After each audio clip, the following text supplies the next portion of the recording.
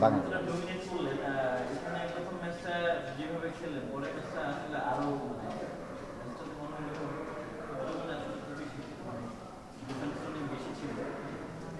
গ্যাপটা আসলে কোথায় হলো টি-টোয়েন্টি ওয়ান ডে মাঝখানে? না, আসলে আমাদের ফার্স্ট টি-20 কিন্তু আমরা প্লেড ওয়েল, বাট আমরা ফার্স্ট ম্যাচে যেটা আমাদের মিস হয়ে গেছে যে 11 থেকে 15 ওভারে আমরা মাত্র 22 রান করছিলাম এবং পরপর 3টা উইকেট গেছিলো। তো ওখানটাতে আমরা ফার্স্ট গেমটা লস করছি।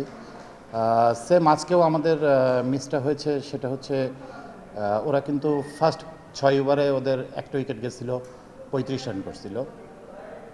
আর আমাদের ফার্স্ট 6 ওভারে আমাদের যেটা হয়েছে, আমাদের 4টা উইকেট লস করে ফেলছি। তো এখানটাতেই আর কি আমরা লসটা হয়ে গেছি।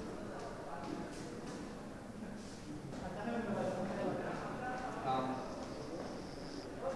বাংলাদেশের গত সাতটা সাতটা যদি আমরা টি-20 ইন্টারন্যাশনাল ম্যাচ দেখি, 5টা ভারতের সাথে, 2টা সিলেটে যে ম্যাচগুলো অনুষ্ঠিত হয়, টানা 7টা হার।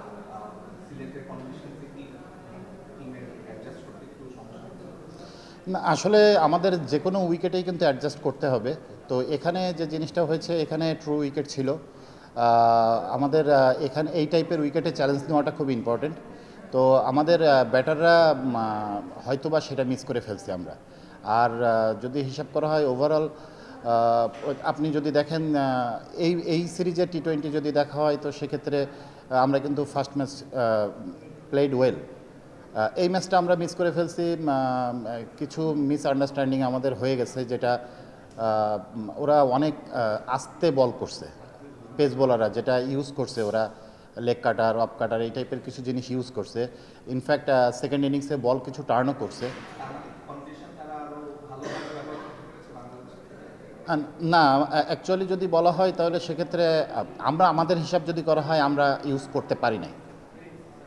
আর আমরা যদি বাংলাদেশের ওভারঅল ব্যাটিং বা বোলিং এর ক্ষেত্রে বলি যে টিমটা কি রান চেজ করার থেকে প্রথমে ব্যাট করে রান করতে বেশি স্বাচ্ছন্দ্য বোধ করে কি?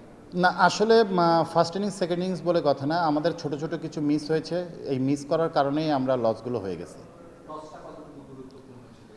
আসলে এই উইকেট ট্রু উইকেট, তো এই ট্রু উইকেটে আমাদের সবারই ভালো করা উচিত ছিল, বাট আমরা ছোট ছোট, যেটা আমি বললাম যে ছোট ছোট আমাদের কিছু মিস হয়ে গেছে, যার কারণে আমরা ম্যাচটা লস হয়ে গেছি। থার্ড ম্যাচটা একদিনের ব্যবধানে, তো এই জিনিসগুলো থেকে কাভার আপ করে কিভাবে থার্ড ম্যাচে বেটার পারফর্ম করা সম্ভব?